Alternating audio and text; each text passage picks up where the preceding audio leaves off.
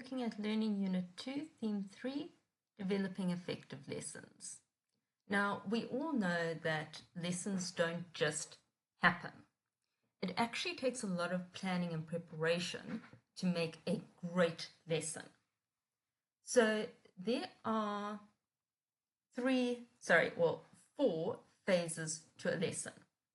The first is the introductory phase, second is the teaching and learning phase, the third is the closure phase. All of those are pretty self-explanatory. They do exactly what they say. Then you have the assessment phase. Now, the assessment phase is put after the closure phase, but that doesn't necessarily mean it always has to be there. The assessment phase can come in during the teaching and learning phase as well. Now, when you are teaching something, there needs to be some form of assessment, either an activity, a worksheet, a test, something that forces the learners to put into practice what they have learned. This consolidates their learning and it shows you how well they have learned something. So the assessment phase is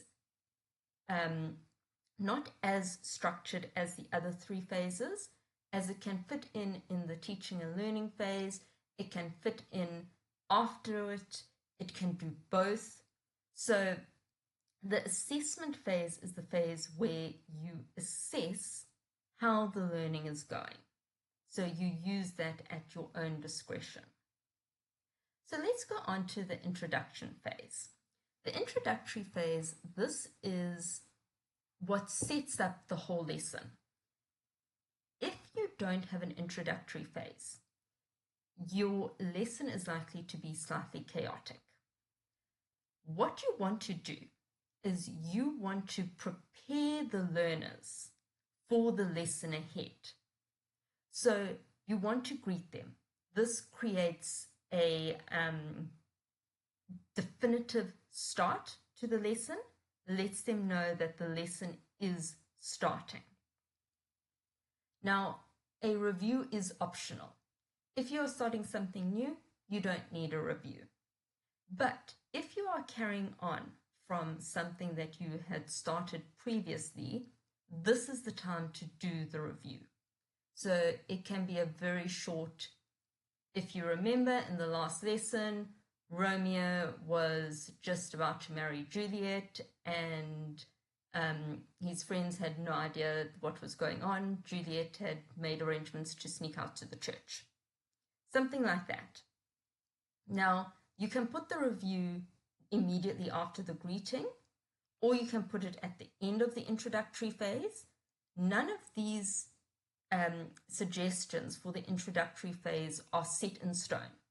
These are suggestions of things that will go into the introductory phase.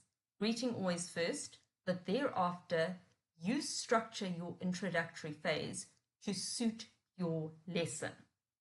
So the review, which is a short summary, you can have a more detailed summary. You can have on your PowerPoint, you can have a slide or two that revises what they've already learned. It's up to you. It's to your discretion, and the class that you're teaching will determine how much of a review you need. Arrangements, pretty much anything that the students need to do to arrange themselves and prepare themselves for the lesson. Now, I've mentioned before, if you are moving chairs around or if you want them to move, now might be a good time to do it, but not necessarily, depending on how your teaching and learning part of the lesson is going to go. If you need them to go and arrange themselves later, that's also fine. But this is where you tell them what books they need, what stationery they need, get everything together. And then the objectives, they need to know what they are learning. So they know what to focus on and they are expecting what is going to be in the lesson. So that's the introductory phase.